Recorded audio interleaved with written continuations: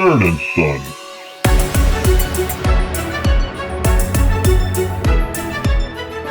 Welcome to the Nerd and Son podcast, where we talk about all things role-playing and our experiences and a little bit of everything else. I am Nerd. I am Ralph. And I'm Connor. I'm the son. I am the apple is fallen straight down. Just straight down, all the way down. There's not even a tree. It's just the apple. It's just fallen. And now we're here. We're gonna talk about role-playing games. The best role-playing podcast. There's no other one like it. Yes. But there's no tree. You said there's no tree. So how is anybody supposed to get to our link tree, which is going to be right into the descriptions? They can go into the description. There it is. Boom. Okay, so there is a tree. You answered your own question. Aha, so there is a tree. There's a tree after all. I have a never mind, but yeah. We tried. Yeah, it's a try. That's all we can do is try.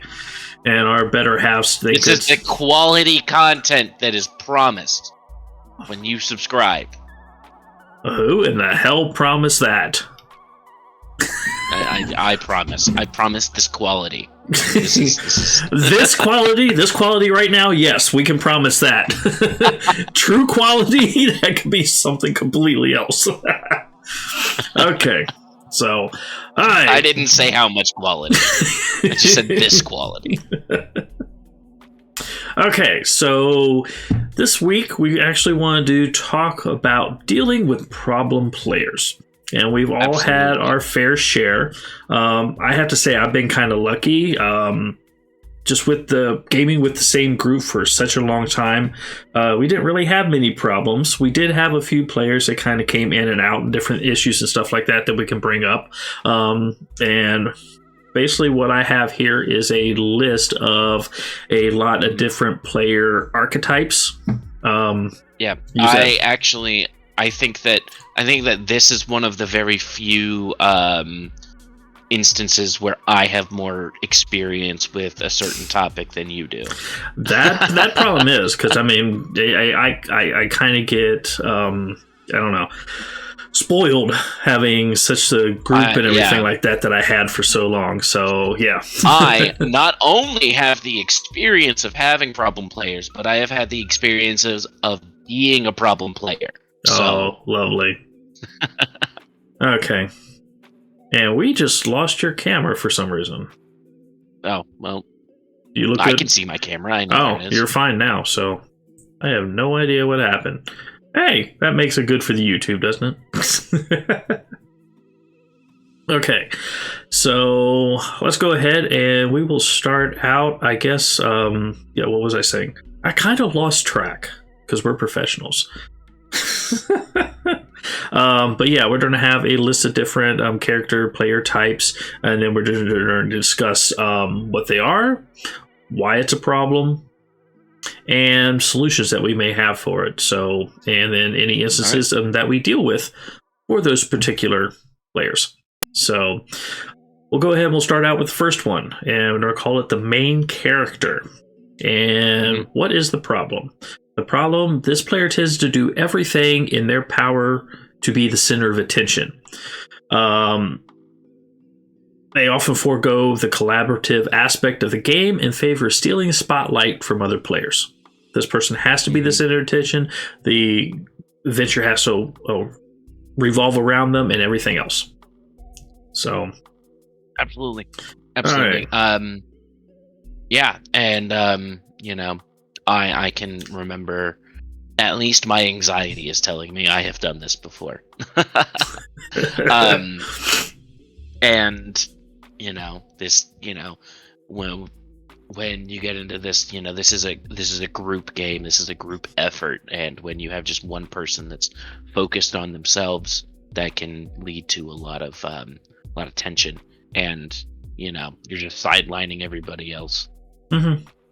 Because, I mean, they have to be like that, and it's usually the same type of people that have to be in charge of everything all the time. So, I don't know what you're talking about. No, I do have to, and I will say I do have to watch myself sometimes because I mean I have been a manager for a long time, managing different groups, and it's just a lot of things that you just have to take lead on and go. Otherwise, they just don't get done. So yeah. So sometimes if you get that and that's your role, you do have to watch that out you have to watch out yourself, because I have to do that in my personal life. So yeah, and this is why is it a problem? Exactly what we were talking about. It's a problem because it doesn't make it as fun for everybody else, because at that point it's not a group. You're not agreeing. They're either going, I don't want to do that. Well, they're going to do that anyway. And it just takes away from the fun. So Absolutely. Hey, what do you have for solutions for this? Make them the DM. Oh. No, hey, this is, I've said it a million times before. I'm going to say it a million times again. Talk to them, you know? Mm-hmm. If there's a problem and people have an issue, and it can be really hard and really a difficult discussion, and you know that's with all of these. So all of these, and I'm not going to harp on it over and over again, but just talk to them, bring it up, and see if there's a way.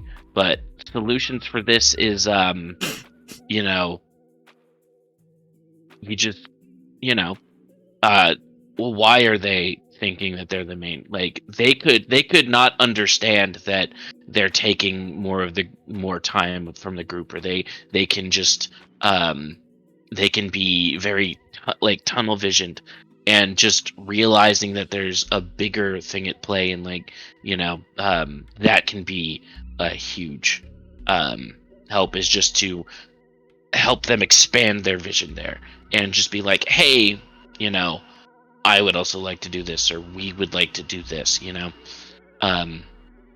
That's really it, you know. Yeah, it's just it. It's just some people, they just don't know how to share too well, and it translates into problems in the game. But the biggest thing is like you're saying, is talk to them, pull them off to the side, say, hey, I can't really do it this way.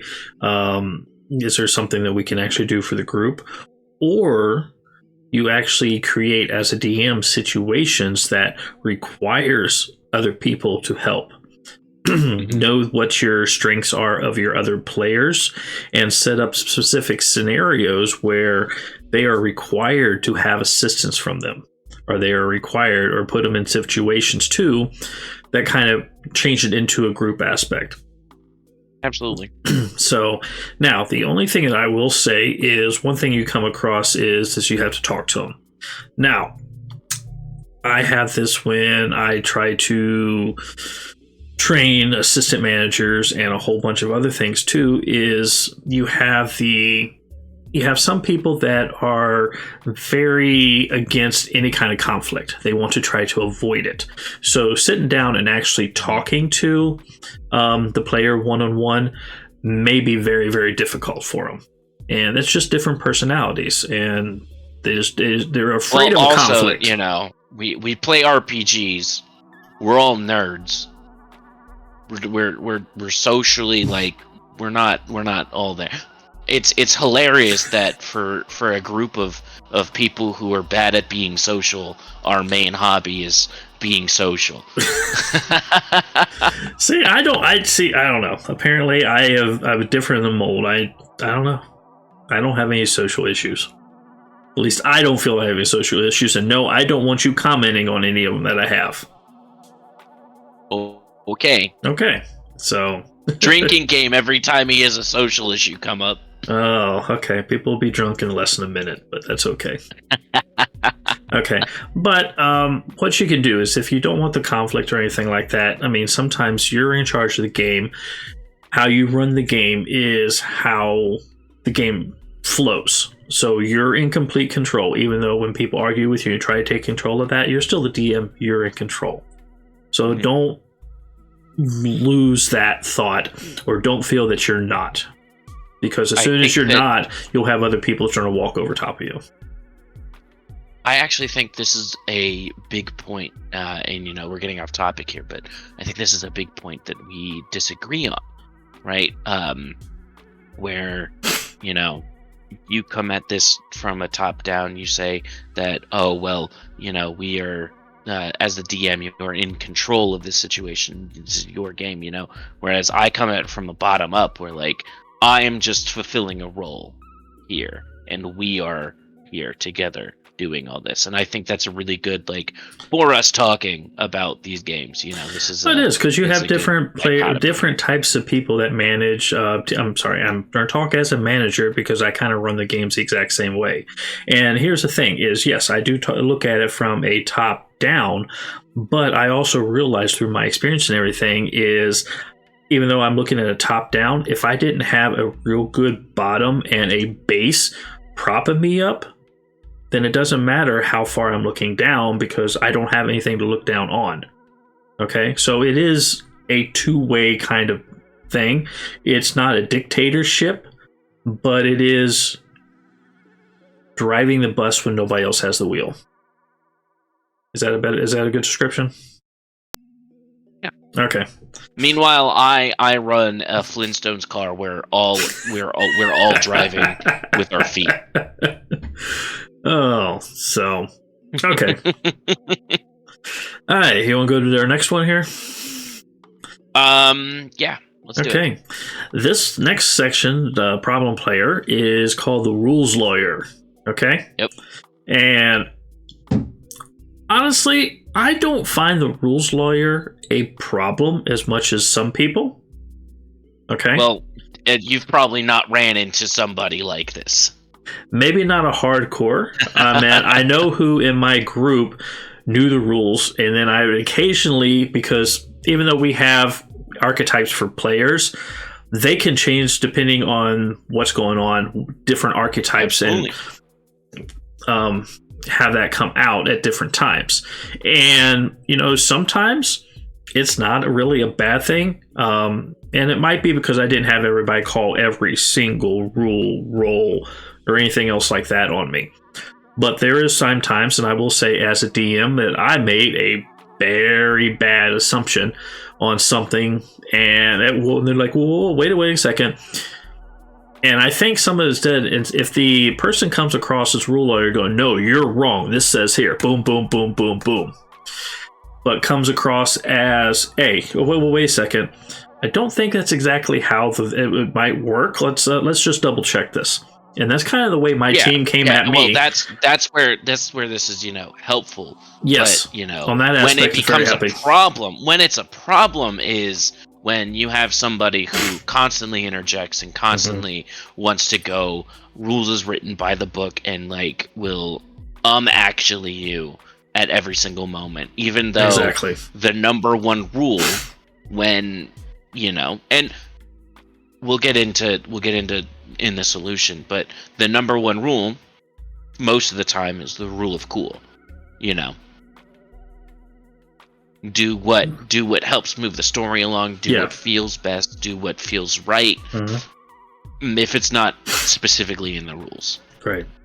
But if you have somebody just trying to debate with you the entire time, have arguments with other players because they didn't like what was done, or argue against the DM because they don't care about your plot points, this is where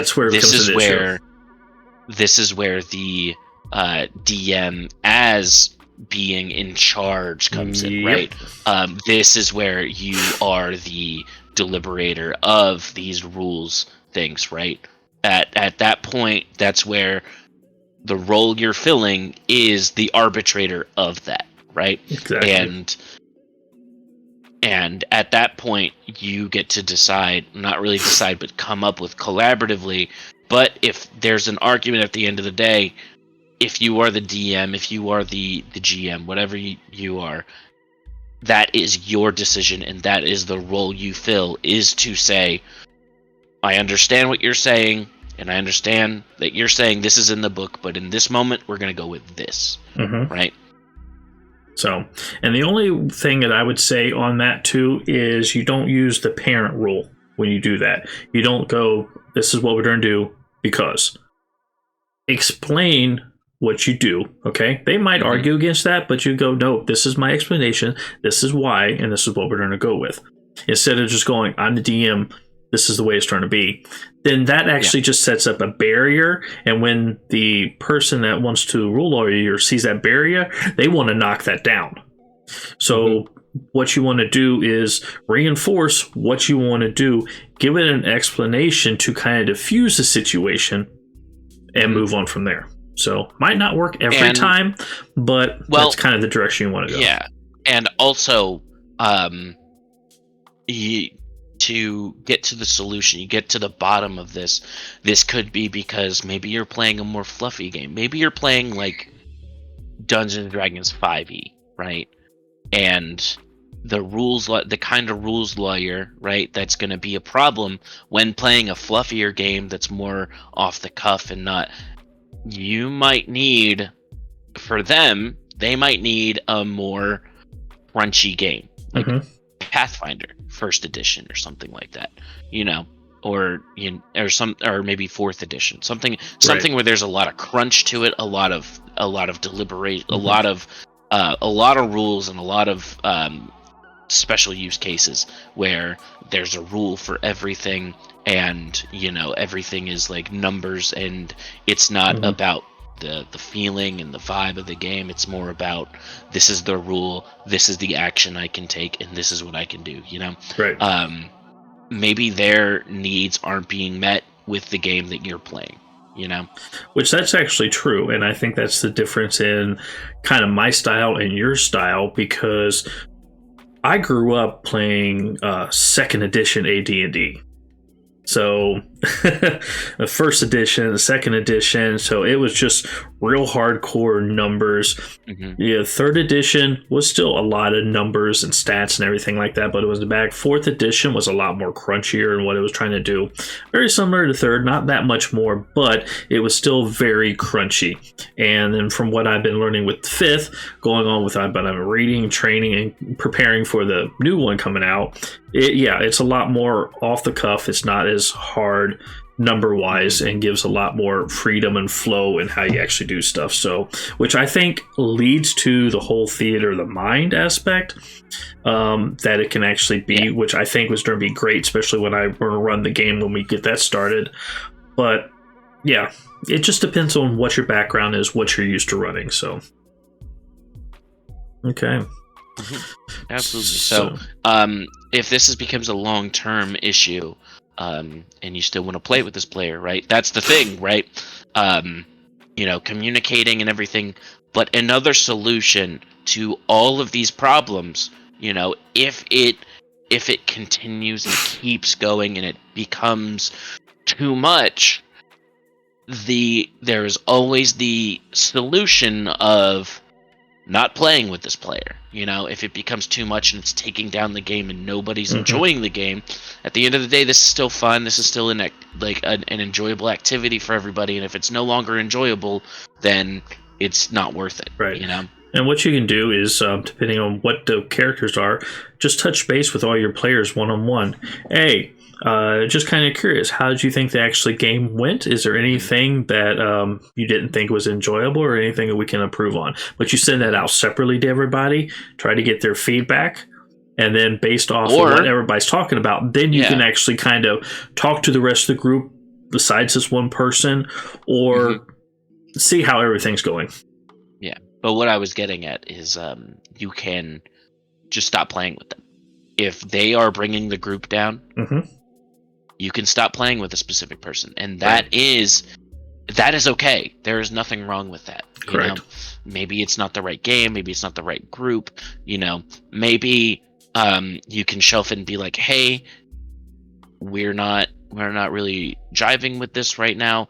And then if you still like that person and you want to play with them, maybe you can find a different group that could work better with that, and you can have maybe 2 games or something like that. But this is also nebulous, and there's every single issue is going to be different, and every single solution is going to be absolutely correct, specifically tailored to your group. Whatever works for you works for you. But that's another thing. Not playing with that person, not having them in the group, could be another solution to all of these. So yeah, that is absolutely correct. So I'll go ahead and we'll move to our next one. Okay, the min-maxer. Now, honestly, let's really break down what a min-maxer is.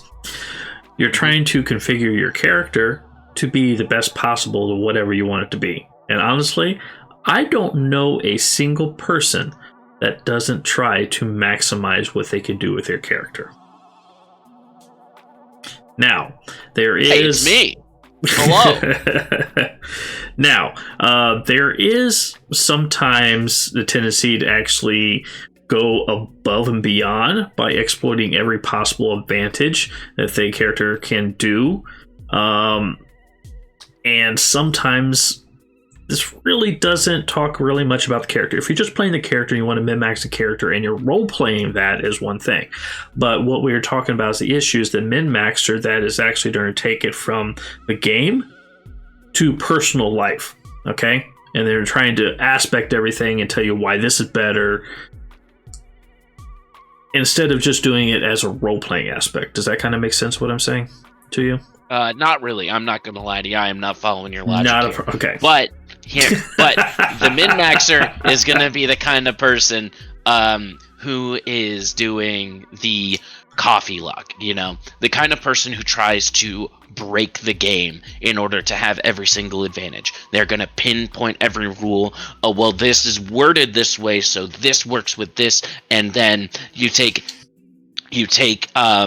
3 levels in this class, and that works with the with this feat from this race, and so you put that together, and then you take 2 more levels of this class so that you get this, and then you take 3 more levels of this class, and then at the end of the day, and so that's how you get things like the coffee luck, where you have the a sorcerer and warlock, and you have a certain combination of feats and spells to where you don't have to take long rests, and you always have spell slots, right? And that's where it becomes a problem, where you're not playing the game to you're playing the game to eke out every advantage that you could possibly have, right? This is not somebody who's playing the game for the role-playing aspect. They're not playing a role-playing game for the role-playing game, right? And a solution to this is go play Warhammer. Well, here's the thing. That I don't have any personal problem with that if you're doing it as a role playing and there's story and stuff behind it. What I'm talking about, where the issue comes out of the game, is when you have that person now telling that the other players, no, you need to do this.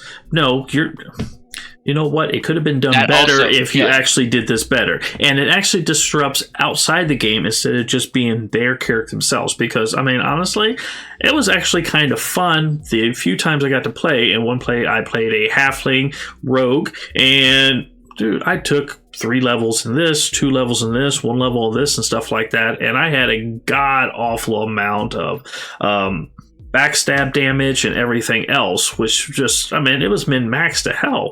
But I had role-playing, and that was just for me personally. So if it's just for me personally, and it's just for you and your character personally, and you're not taking it outside towards other players and telling them what they should be doing, then I really don't have a problem with it. Well, yeah. Absolutely. And trying to football coach the game. And be like, well, you got to make this play, and this is going to be the optimal movement for everybody, and get in the way of everybody's fun, right? That's when, Yes. Okay. And that's when, if there is an issue with this, and they might be bored with the system, maybe, and they're just trying to eke out every possible, squeeze the last little bit of fun out of the system that they have. Once you hit system mastery and you know everything about the system, that's when, know. Yeah, but here, I mean, if the player enjoys the min-maxing and that's the fun they get out of it, as long as they're not pushing it and ruining everybody else, I don't really care. That's fine. Absolutely. And the min-maxer, this is one of those things that's everybody has a little bit of this in them, It's one of those things. It's like you always have a little bit of everything, and it's and then like you said, it's not a problem until it is. Just like all this stuff, Right. So. Like you put out with the rules lawyering, the the thing about it is nice to have as somebody who comes in is like, well, actually the rule says this, you know, Right. because you might not know the rule and you might be, but and then you can make the decision on whether or not you want to follow that rule. Or Right. the main character, you know, a good thing with the main character is, you know, we've all been in that position in a game where you're talking and like all the players are talking and the entire session is just you guys talking about what to do.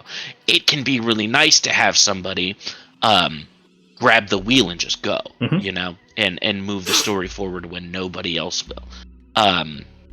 And with the min-maxer, you know, it can be nice to have, you know, as somebody who I started out with RPGs before I went to war games, and then I went to war games, and that's when I picked up like strategy and stuff, you know, and that's where I figured out, and then I bring that war game stuff back to RPGs, and now I know how to more effectively Yeah.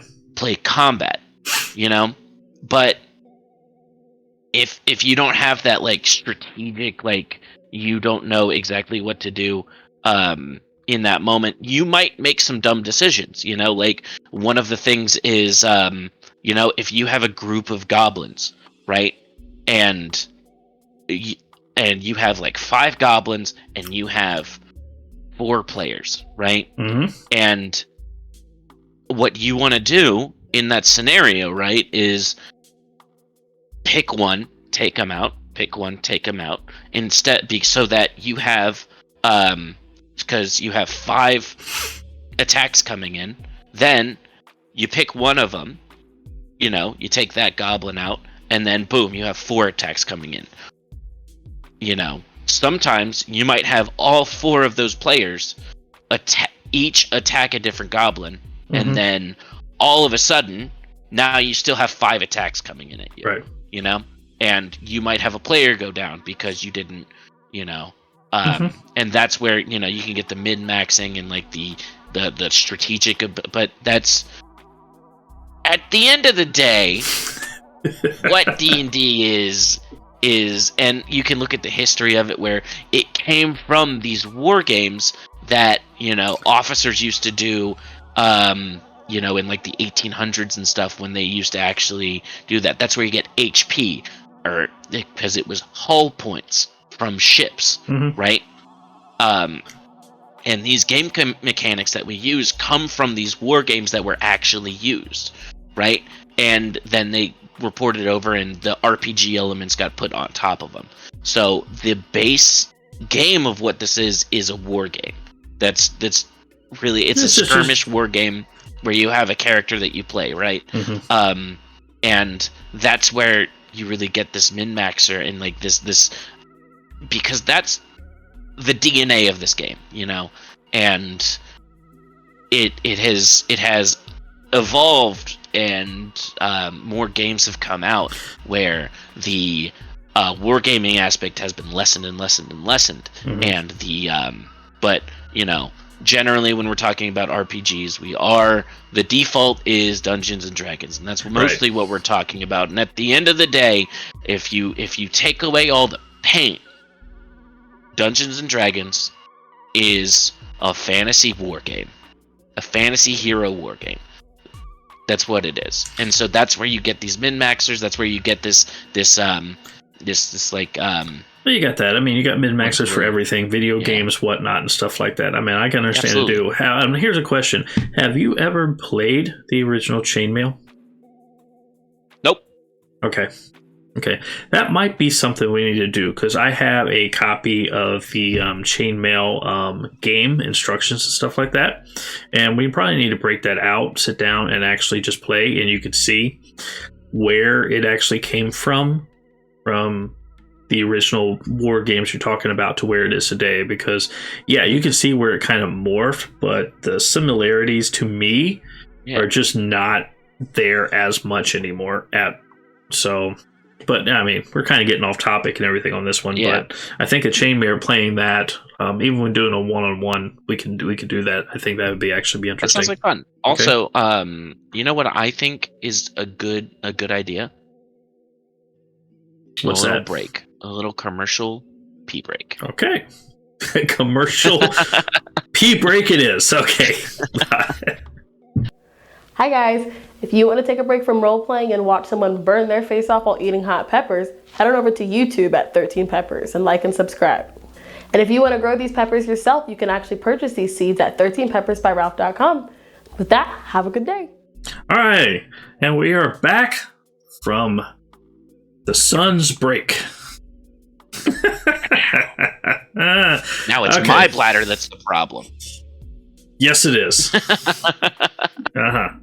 You don't have that old man bladder like that your old man has. Not yet. Not yet. Oh. When I was your age, I could hold gallons, man, and piss for hours. Okay, this is what we talk about. Okay. All right. So the next one, this one probably going to be the most fun, is called the Disruptor, or better known as Murder Hobo. Mm-hmm. Knock knock. Yes. So let's discuss the problem here, and I'm going to read this here. Oh. Hey, Dad. Hey, knock, son. Knock. Who's there? Interrupting cow. Interrupting cow who? Moo! Mm-hmm. That was bad. I mean that's. Oh. You're doing all that practice for that dad joke's bad, right? Yeah. Yeah. Awesome. I don't know if Maybe I should be worried or proud. Maybe I have something to tell you. All right. So who's the father?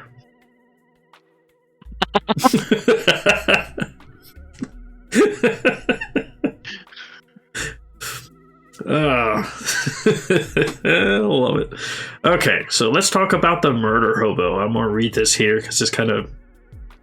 If for some reason you do not know what a Murder Hobo is. I don't... I mean, you know, everybody... Every episode is everyone's first episode. And it is, and I will have to... Everything is everybody's, like, first introduction to something. I'm not... Number one, if this is your introduction into the RPG, like, community and everything, I'm honored. I'm honored that he's this honored. Is what it is. I'm sorry. But if you're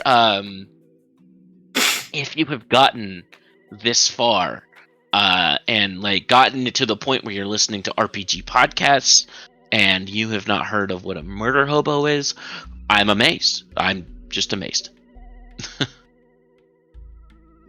I'm gonna raise my hand here. You're the one who wrote this. Yes, I wrote this, but I will have to admit, and I will admit and stuff like that, because I never heard this term before until I got back into back into this. Ah, okay. Because I don't know how long this term has been about. If it was out before, I never came across it. But when I started getting back into this, when you wanted to do a podcast and me trying to catch up and learn all this stuff again, that's the first time I've actually heard murder hobo. I know exactly what it is. I knew it is for a little bit now here, but when I was gaming before, I don't remember ever being called a murder hobo. So I'm not quite sure. But let me go ahead while you're looking up that information.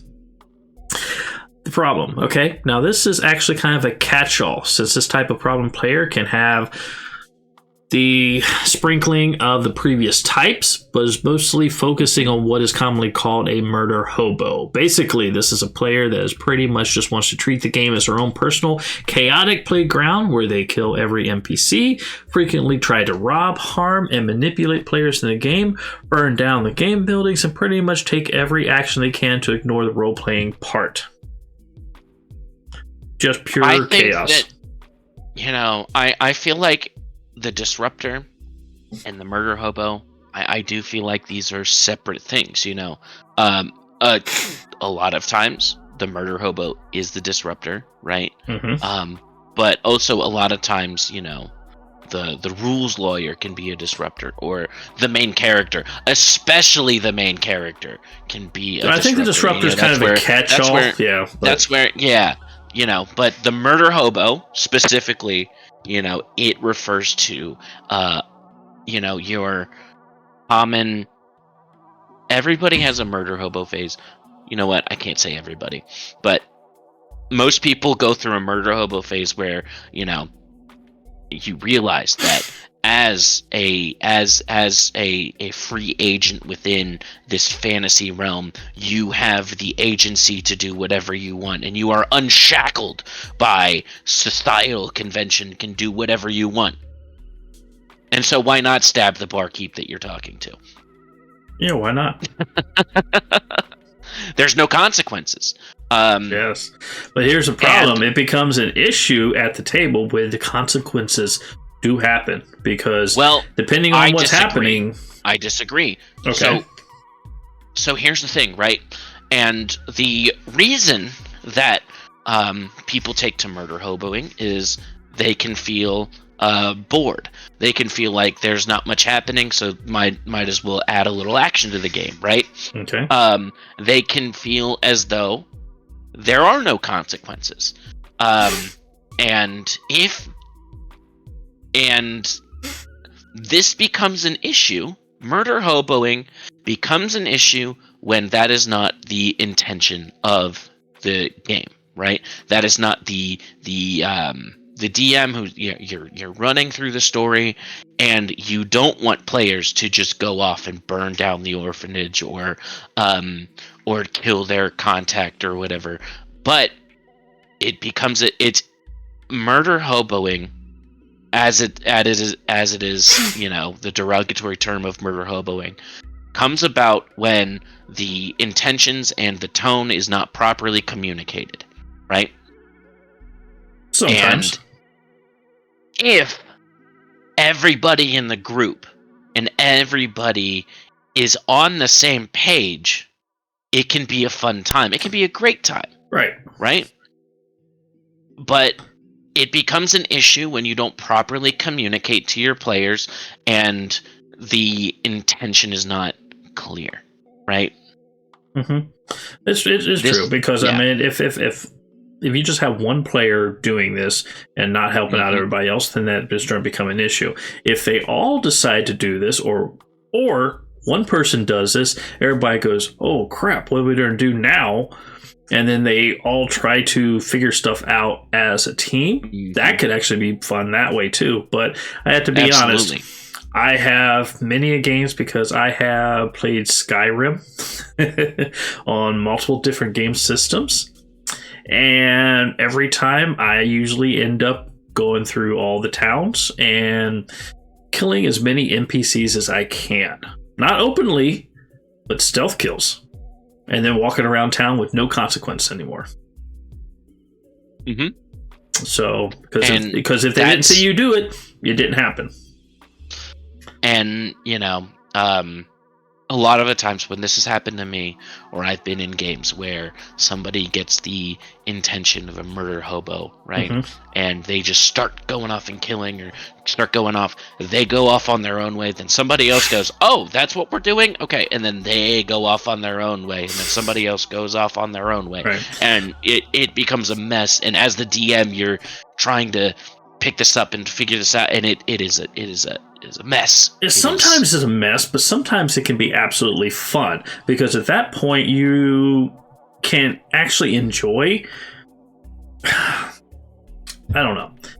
There's a fine line. You can actually have it players against what the DM wants to do, and that can be adversarial, or it can be players against what the DM is doing, and the DM is now running the town and making the environment adversarial, where you guys are all in agreement and having fun. So it depends on which way it goes and which way it's actually handled. There's a very fine line on that too. So I don't know. This is hard, but if you have that one player, like for example, you had a description that you've done a couple times where you had started all the players out with the ship crashing to the ground. Mm-hmm. Okay. And he was out just going, stealing stuff out of the captain's room and everything else instead of doing stuff. That would be a detriment. Absolutely. So, And I could have stopped. I could have said, I could have communicated better. I could have actually talked that out. And that's where this murder hobo thing comes from. It comes from people, not talking about it and then going online to complain about it. And I could have pulled this person aside. What ended up happening is that the group just kind of dissolved, and we didn't play that game anymore. Right. When I could have saved that by talking it through and discussing it with the players. And that is what I think really is the killer of a lot of games. It's not scheduling does put a play, but if nobody's communicating, nobody's talking it through and trying to make everything better, then you don't make time in your schedule for it. You let it go by the wayside because you're not properly getting that out there. Right. So so that's where the issues can be. It can be. I mean, I will say, and I'm trying to recall, but I vaguely am aware. Okay, and like I said, I had a group that played together for so long, so they were always pretty much on the same page, even when they didn't. But I could have swore that there was something that I set up, and it was a venture they didn't want to actually go. And for some reason, I think it was not a fetch, but I had to protect this person till we get from A to B. And they decided to go. Put them on a. Oh wow. Yeah. One of the bad you see them. Let me guess. The NPC walked faster than the player's walking speed, but slower than their running speed. What are you trying to do? Okay, this was not Warcraft. This was my homebrew. But what happened is one of the players, for some reason, decided to get in a fight with somebody that was trying to give them what to do and stuff like that. They got into an argument. Trying to give them what for. The DM, me, decided to argue back. Another player said, "Are you actually arguing with this person and you made this rude comment? You know what? I won't let you make fun of my friend and stuff like that. Stab." And I was like, crap. And the other one's going, you know what? We're just going to do this. And they decided to just lay waste to the whole place and area. And it's just like, oh my gosh. I was like, okay, I had to get it on track. And be honest with you, I don't remember exactly what we did that night. But yeah, sometimes your players will throw a wrench in the system and decide, you know what? Yeah. I'd rather just kill everything off instead of doing this thing that you set up in front of me. So, yeah. Well, is that my fault? From the sounds of things, like you said, from the sounds of things, they weren't invested in what you had put on, and you had put that had put something in front of them that they didn't want to do.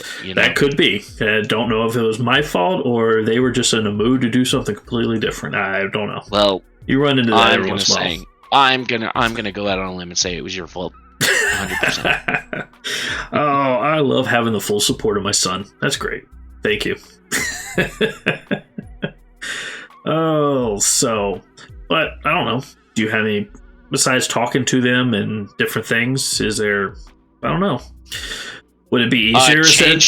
If you are having one person that is a murder hobo, then consider, maybe they don't feel as included in everything. You can try to shape things to be more, to have them more involved. Introduce things from their backstory. Make a plot point about them. Not towards the main character, but at least help have their character be more invested. Give the character a reason to be invested in the story, right? Right. If the whole group is doing it, change your game. Yes. Change your game. That was what I was just going to say. Just go ahead and go with it. Modify what you're doing and have fun with it at the same time, and then find a way to get it back on track after that. I mean, honestly, in the end, as long as everybody's enjoying the evening, that's fine. Absolutely. Absolutely. Murder, hobo, everything. So, okay. So, all right. Well, I know me and you were talking when we took our break earlier, because we actually have 4 more of these to actually go through. And from a time thing, I think it might be, and what you said too, is maybe divide this up into 2 parts, which I don't think is a bad idea. So I think we'll save the last 4 more options. Content. So we'll save this for next time, and then I guess we can go ahead and move into our segment that we started last week, our Creature Corner. Yes. Okay, so this is your week, and I give the room to you. You're going to pay for this? Figuratively. Hey, I've got a 1-bedroom apartment. This is half my rent. That's You're gonna pay that?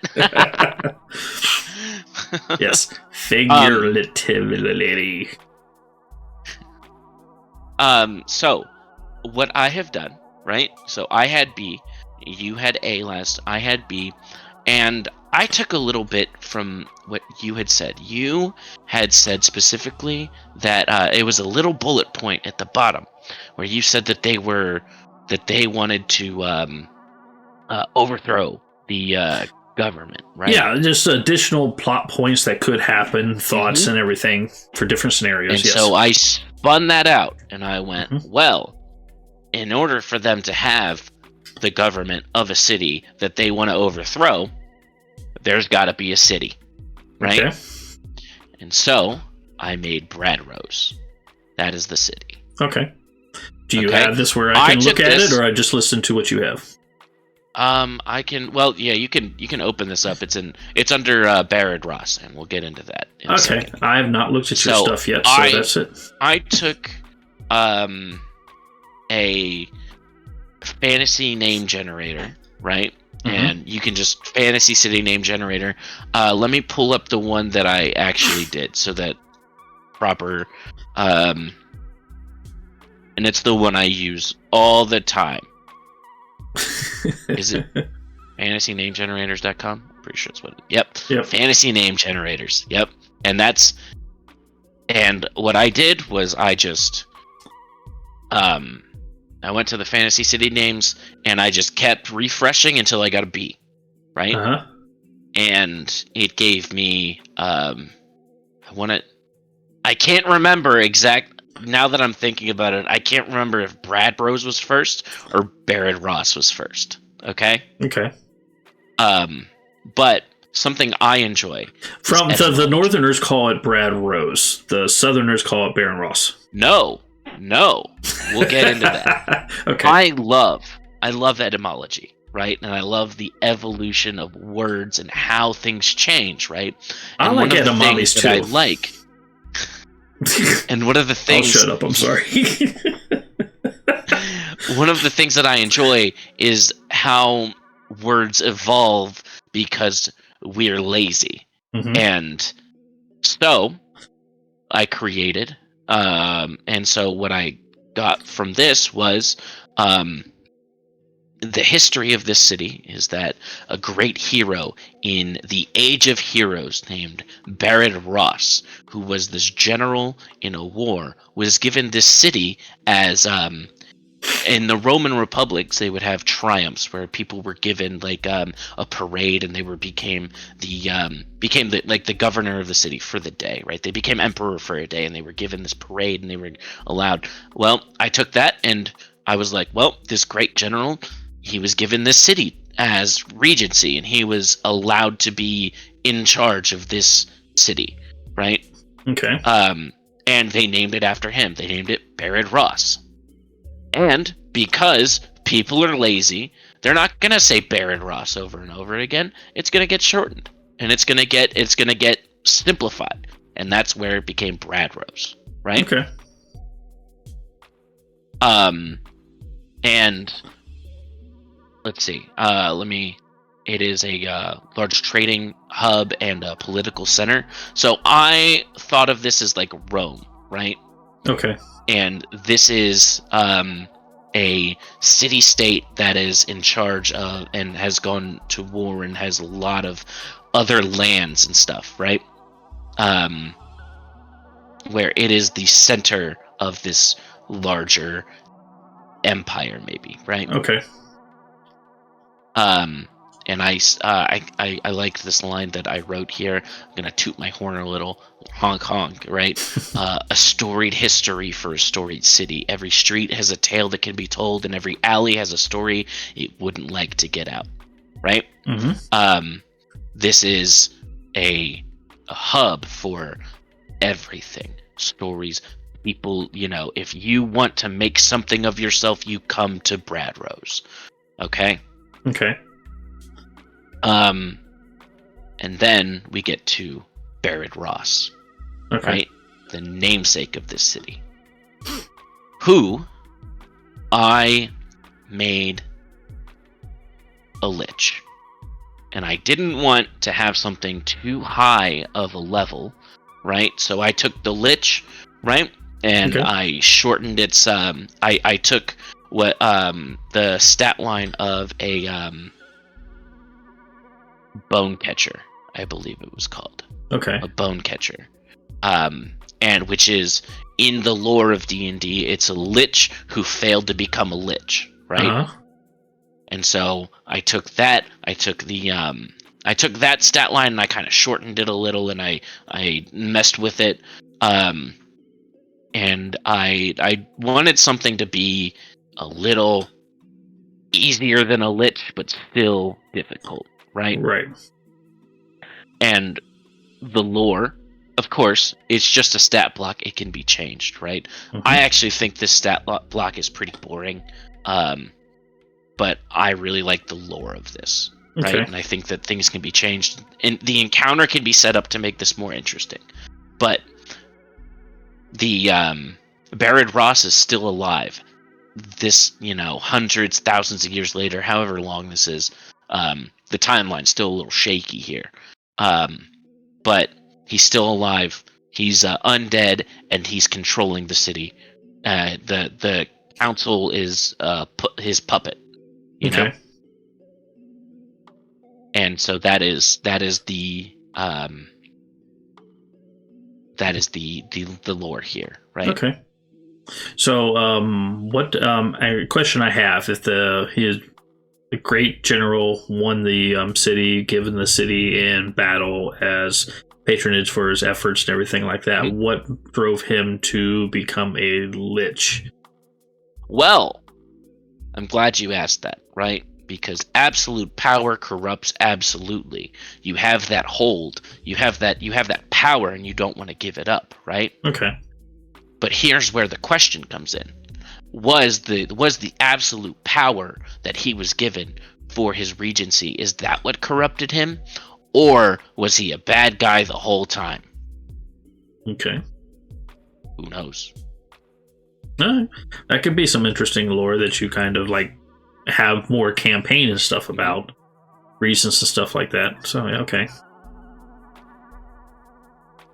Okay, cool. I figured this was a good foil, and this allowed there to be the faction that you set up last episode. Now you set up a faction to be opposed to something. So I figured, well, let's make the faction that's opposed to. Okay. That's kind of cool. I like it. Mm-hmm. Okay. Interesting, because you got the whole city, and you can do so many different campaigns and everything out of a city, but this kind of gives Absolutely. you, especially from a game setting, you have your general inn or whatever inside the town, but then here's other things going on. You can have your little secrets and everything like that. Whispers in the dark that you hear that can actually lead to other games, and then the whole conspiracy. Absolutely. Yeah. I love all the little plot points that are in like settings. Mm-hmm. One of my favorites. And I'll never do anything with it. I'll never touch it. I'll never touch on it because it's not really something that interests me as much.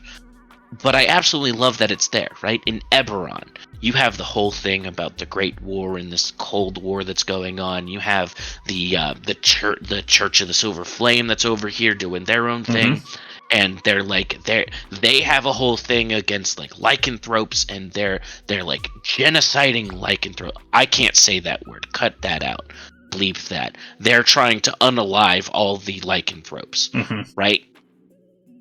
And then, like, one of the 5 countries that's in there, it's like up here, it's up in the corner, and it's not really talked about, and it's like all the vampire, like, it's like a vampire lord is in charge of it, and the city uses like undead as all their like to do all their menial labor and as their servants and stuff, and it's just like up there, and it's doing that, and it's not painted as a bad thing, it just is a thing up there, right? And like that is a whole campaign up there. That's a whole campaign setting just in that country. That's a side plot in this world, right? And that's awesome, right? Yes. See, that's one of the reasons kind of the what's normally not standard becomes standard depending on the environment and everything, like you're saying, and that's one of the reasons I love Ravenloft so much. So, I mean, we based our campaigns in the realms, but we made treks into Ravenloft all the time. So, yeah, and just for that reason. So, yeah, very cool. And this can be drug in, plopped in. Somebody can take the idea, take the character, and use it. This is what the whole section that we're doing with our creature encounter corner is. So, perfect. So cool. I like how you got the stack block here. You got the picture of the city and everything. So, we can kind of post that stuff out. So, very cool. All right. Oh, there was also another thing. The blown catcher, bone claw, whatever it was.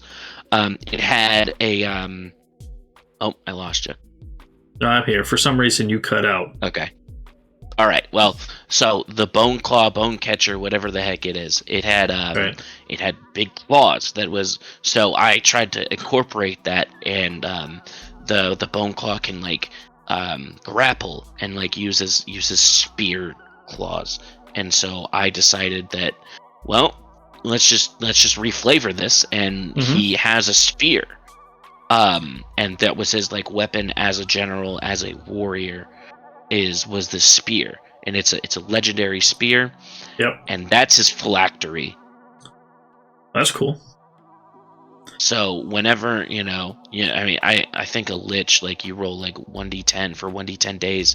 To come back, and he'll just come back with it in his hand. Yeah. Right? And that's sick as fuck. No, that's cool.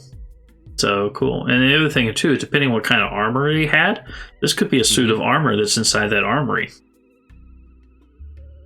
And I disagree, because this guy's still alive. Well, unalive, right? All right. So, just an odd comment on an odd idea. So cool. Hey, but again, like this is like we're sketching out this world, putting the players on the board, and maybe they're connected like that. Maybe you never know. So, but that's the whole thing. If somebody uses these items that we're coming up with, make it your own. Change different things you want to do. Add different things. Whatnot. Excuse me. Yeah. So very cool. So this is the aspect that I like. What I told you last time, I enjoy creating different encounters and everything like that. That is what I really, really enjoy. So how did you feel making this and creating this and turning this into your own? I mean, I'm not going to lie to you. I did not. The thing that I absolutely hated was the stat block thing, because on the website we used, the Tetra Cube. Yes. It didn't have the bone claw or whatever, so I took the lich stat block, and I had the bone claw right there, and I just kind of like changed the numbers around, and this thing is like I put down challenge 13, but I have no idea. I'm pretty sure challenge rating is just made up. What's a challenge rating? Who knows? Oh, but I don't know. You can try to do that. You can change everything around. You can play test it. You can do what you want and everything like that too. But yeah, and that's what's nice with the generator is, yeah, you can make your own stuff and add your own creatures and everything in there and save them. So, I mean, that's the same thing I did with the animated armor.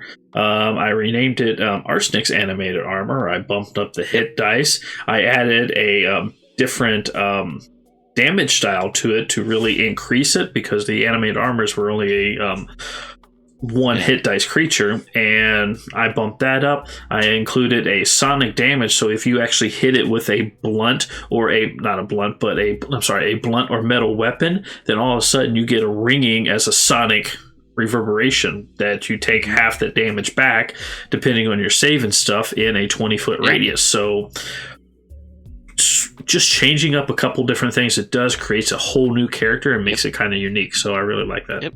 So very cool. Very cool. All right. Well, do you got anything else that you want to add?